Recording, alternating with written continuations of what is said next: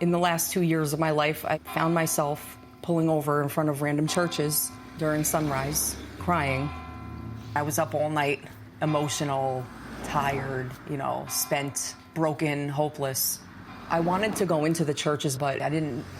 I knew that my life was going in a bad direction, that I was about to lose a lot of things that were so important to me, and it really hit home. It's something I will never forget. I was born in Los Angeles. Primarily, my father raised us. I remember he had a body shop with a fleet of workers, and we had a beautiful home and the best birthday parties in the backyard with a pool, and he would be cooking. And then there was my mother, who was always passed out on the couch, drunk. I loved her so much, but she was out of reach to me emotionally. Eventually, my father got custody, and we moved to New York, where we were introduced to the Catholic Church, baptized, went to Catholic school. There was nuns still there. We wound up moving in with my grandfather and my uncle. At times when my father wasn't home, they abused me. I was 9, and I felt alone. As a teenager, I started using marijuana, alcohol, and then by the time I was 18, I was running away from home, partying. At the age of 19, I was in trouble with the law, but after completing an inpatient program, I became a substance abuse counselor. So many years I wound up working in a jail and helped a lot of people because I could relate with them. I had my first 3 children from the age of 26 through 32.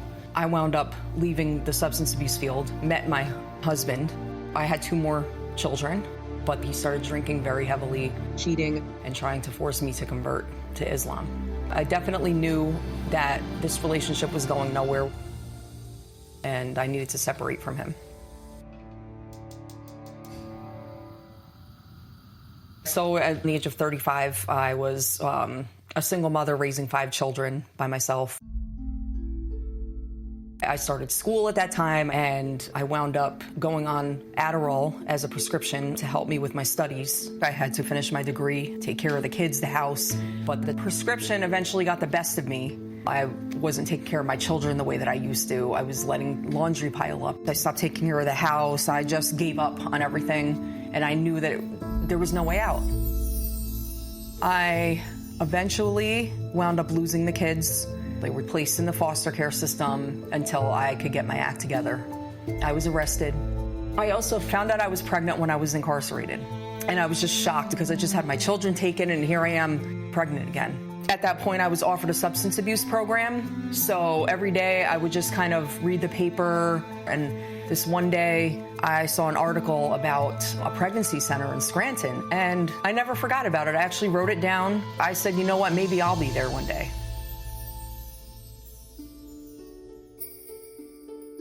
From the onset of Providence Pregnancy Center, we knew we wanted a maternity home, Casa de Maria, because a lot of the times when women are calling and they're homeless, they're in jail, they're coming out of rehab, facing domestic violence, they have no place to go. Within a 100-mile radius, we're the only maternity home that allows mothers to stay throughout their pregnancy, but also to have their children accompany them. So we're not just a shelter, the diaper bank, the resource center, but rather we're giving these moms an opportunity to participate in the help that they receive. And in the interim, they're also learning how to be better mothers. When Melissa first reached out to us, her goal was to hang on to her sobriety, but to also get her kids back. I saw her desire for goodness. She was willing to put in the work and receptive to what we had to offer her here. They're missing the love that you receive through your family, and we all have that to give the people around us. I moved in July 3rd. I'm so excited. And that evening, I lay down on the couch, and I'm looking at Our Lady of Guadalupe, and my water breaks. So I went to the hospital, and I wound up having the baby the next day, July 4th, which is my birthday. I had an emergency C-section with an incision that wouldn't close. It was very scary, and I could barely get out of bed at times, but they used to come cook meals for me. The church would provide food. They did a meal train. Physicians and nurses literally would come here and check my incision and help me and help the baby, and I didn't have to want for anything. We welcome these mothers from so many varied backgrounds, both ethnic, religious. in their immorality or in their suffering or in the midst of their mess of a life, and we help everyone. So as the need continues to reveal itself, we need to be able to finish the renovation of this home. It's going to double our space to offer families like Melissa and her children a better life. The prayers of the faithful people that attend Mass and pray in front of the Blessed Sacrament and in our Adoration Chapel is what inspired this. And we receive those graces. So we want to build a chapel where mothers can come before Jesus and his real presence. When a mom comes and she's open, there's nothing more beautiful than to see someone's heart turn to God, because that's where life changes.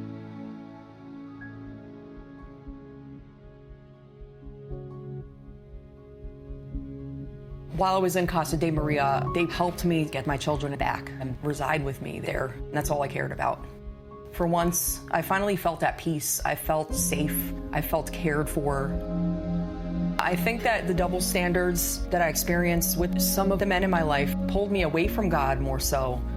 But throughout my time there, the presence of Father Bergman and other members from the church, I felt very connected and loved, and made me realize I was yearning for the presence of God. We're doing this work because God is asking us to do this work. And so the results are in his hands. We can't fix everyone's problem, but we can walk with them. That's the kind of love everyone is thirsting for. We ended up getting 2 homes. We have a place of our own now, and we're now members of St. Thomas More Parish. And my beautiful daughters were baptized in a beautiful Mass. The PPC even got us a car. This past December, my father passed. He gave me the gift of faith, and now I give my children the same gift. And to be present as a mom, we're finally at peace. You know, we have that calm in our life. I don't have that anxiety, that fear. I can rest assured knowing that we're safe, we're okay. We look forward to so many things, and we have a strong foundation, one that we've never had before.